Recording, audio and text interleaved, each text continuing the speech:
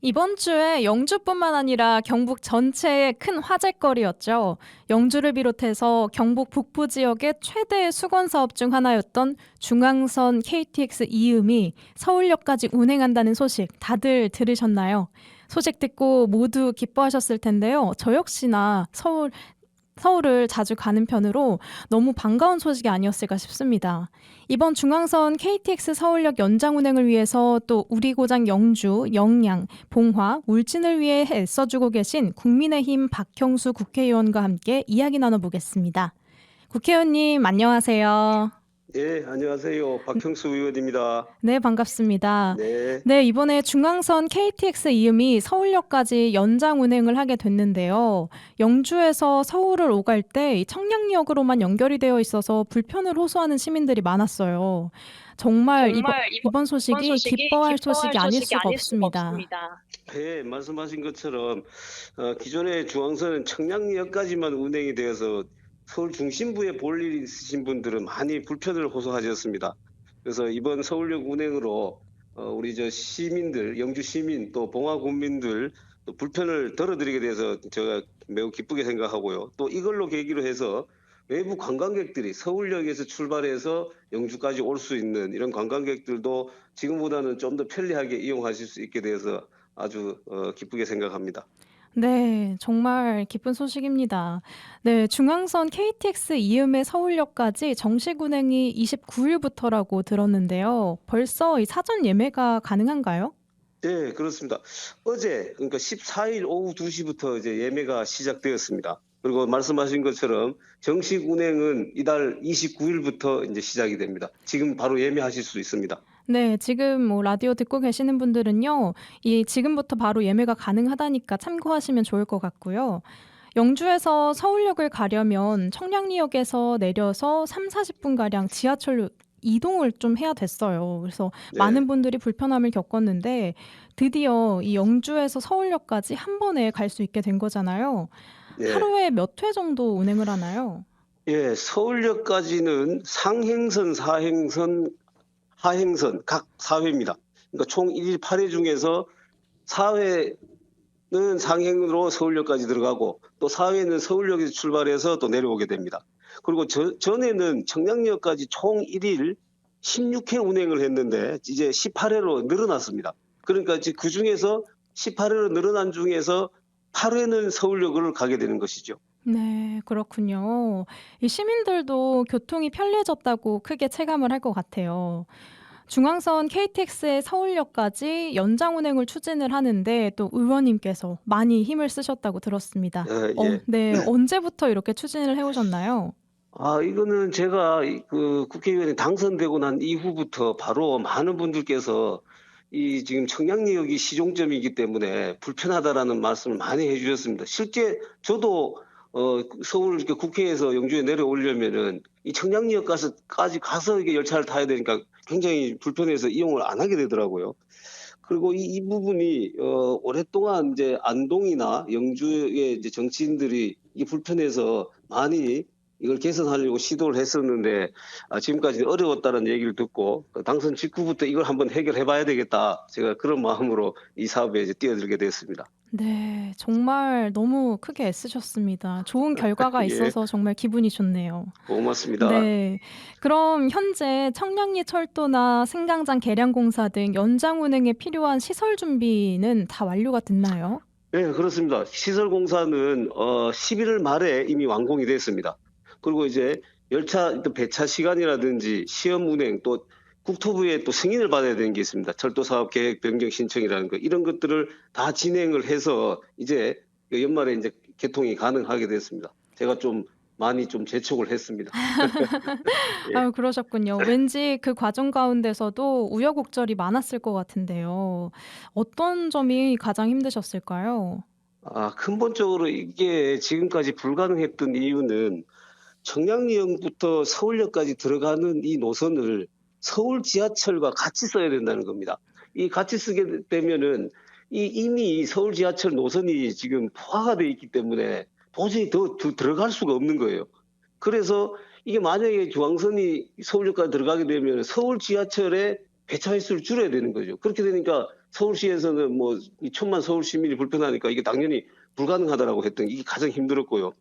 그래서 지금 안을 저희들이 생각해낸 것이 이 강릉선 열차하고 도킹을 해가지고 들어가면은 복합 열차로 해서 들어가면은 서울역까지 들어갈 수 있겠다. 이 강릉선 열차는 평창 동계올림픽 때 이걸 개통을 했기 때문에 서울역까지 지금도 계속 왔다 갔다 하거든요. 시정점이 서울역입니다. 그래서 이 열차하고 도킹을 해서 들어가면 되겠다 해서 이렇게 추진을 하게 됐습니다. 그래서 강릉선 열차하고 이 우리 중앙선 열차하고 열차 종류가 틀렸어요. 열차 종류가 틀리면은 도킹을 못 합니다. 그래서 강릉선 열차를 우리하고 똑같은 EMU 250이라는 이 중앙선 열차하고 똑같은 열차로 교체를 했어요. 아, 그래서 이젠 들어가면 되겠다 해서 들어가려고 하는 시점에 보니까 이 복합 열차가 되면 도킹을 하면은 열차 길이가 굉장히 길어집니다. 열차 길이가 310m가 되거든요. 302m가 되는데 이게 청량리역의 이 승강장 길이가 210m밖에 안 되는 겁니다.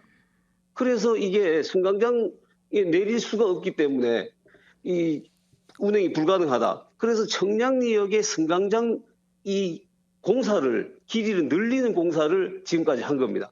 그러니까 이렇게 해가지고 이제 이렇게 개통이 되게 된 것입니다. 네. 들어보니까 정말 복잡하고 그 과정 가운데서 예. 정말 노력을 많이 하셨을 것 같다는 생각이 들었어요. 아이고, 예. 네. 정말 이 많은 부분에서 힘써주고 계셨는데 중앙선 이 KTX 이음은 29일부터 서울역까지 운행이 된다고 하고요.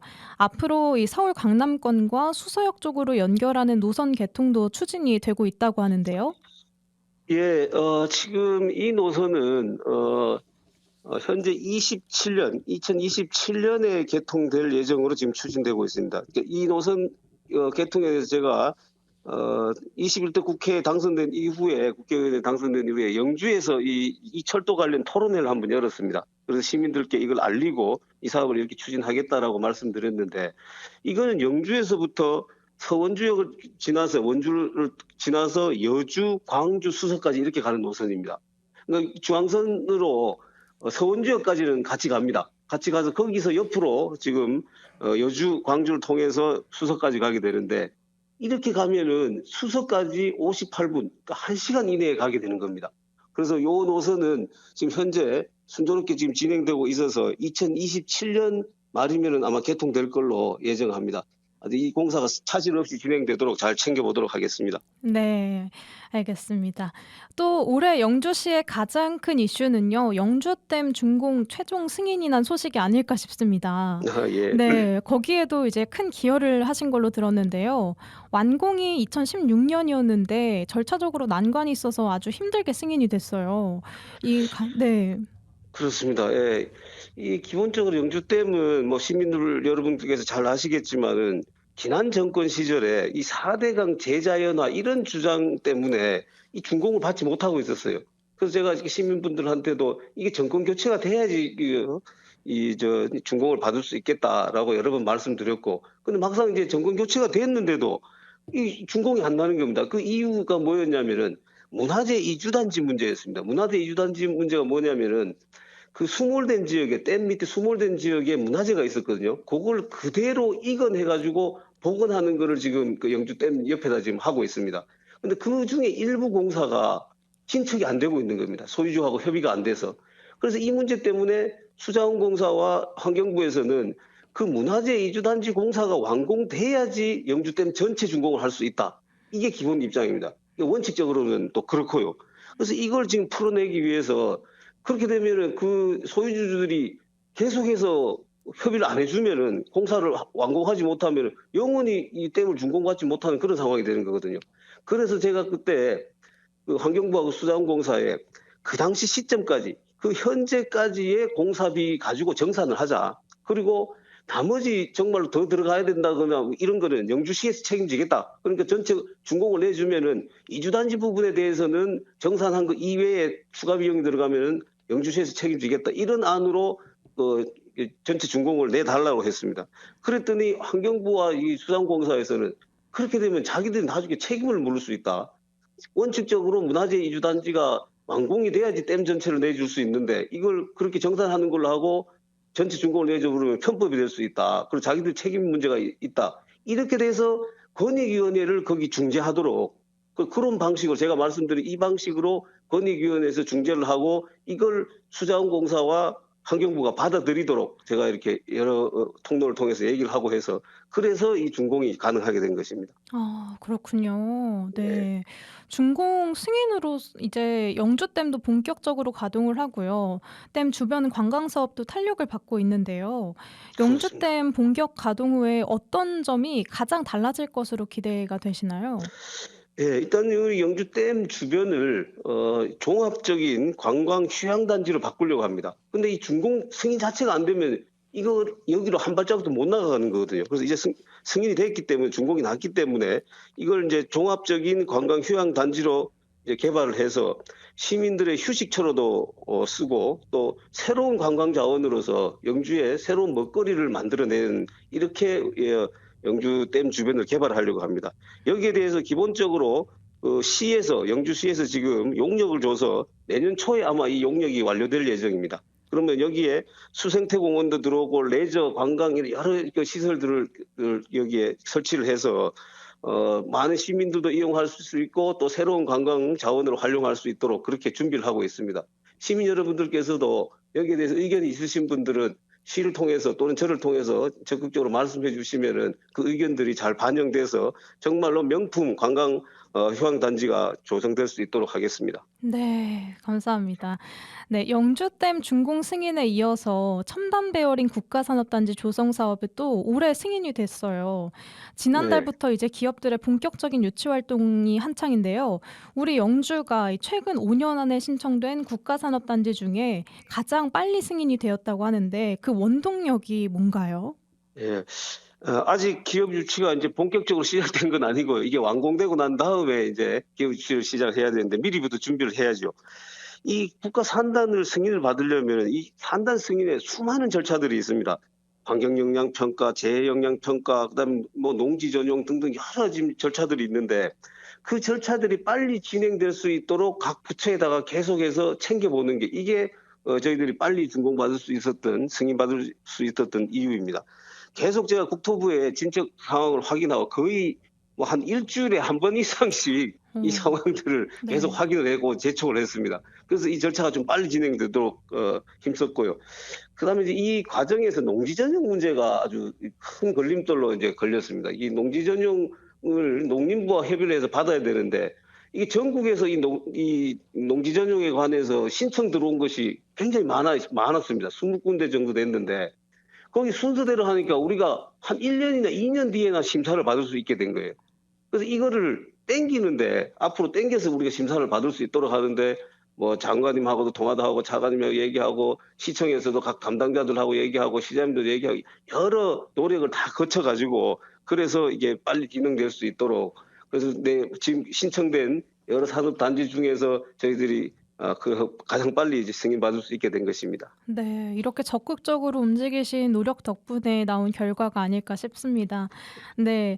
이외에도 얼마 전 지역 대표 기업 중에 하나인 베어링 아트의 2천억 원 규모의 신규 투자가 무산 위기에 처했을 때도 직접 나서서 문제를 해결하셨다고 들었어요. 어떻게 된 예. 일인지 좀 설명 좀 해 주세요. 예. 이 부분은 뭐 최근의 일이라서 아직 시민들께서 잘 모르실 수가 있겠는데요.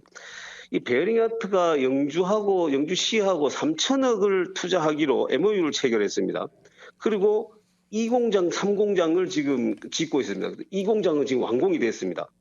그리고 이게 지금 전체가 3천억이 투자가 되면 고용 효과가 이 500명의 그 고용 창출 효과가 생깁니다. 근데 3공장 건립을 위해서 2공장은 지금 완공이 됐고 3공장 건립을 위해서는 전기를 여기에 땡겨 와야 되는데 이 한전에서 2공장하고 3공장은 같은 공장이기 때문에 새롭게 전기를 공급해 줄 수가 없다는 겁니다. 기존에 2공장에 있던 전기를 승합을 해가지고 사용해라. 이렇게 되니까 이 승합하는 비용이 수십억이 드는 겁니다. 그랬더니 이 베어링 아트에서는 이렇게 상공장 짓는데 수십억 원의 지금 추가 비용을 들여서 지어야 된다 그러면은 굳이 영주에다 이걸 지을 필요가 있느냐. 지금 다른데 뭐 제가 구체적으로 지명을 얘기 안 하겠습니다만 다른데 지은 방안도 검토를 했다. 이런 얘기가 저한테 들어왔습니다. 그래서 이거는 베어링 아트는 베어링 아트 현재 기업 자세도 중요하지만은 앞으로 우리가 추진하고 있는 첨단 베어링 국가산업단지의 핵심 기업입니다. 이 기업이.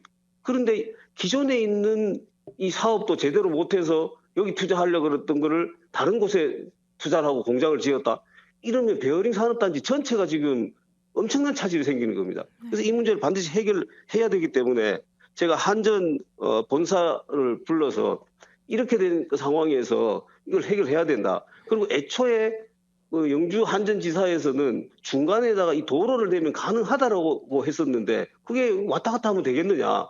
그래서 여러 가지 방안을 찾아서 이 지중으로 가는 전기를 공급하는 것이 아니라 공중으로 공중선로로 가는 이런 예외 규정이 있습니다. 그걸 또 찾고 또 전기료를 절감할 수 있는 이런 또 방안을 찾아서 그래서 회사하고 다시 협의를 하도록 해서 그래서 베어링아트에서도 그런 조건이라면은 그러니까 충분히 여기다가 공장을 계속할 수 있겠다. 그래서 상공장 신규 투자 사업을 지금 계속 추진할 수 있게 된 것입니다.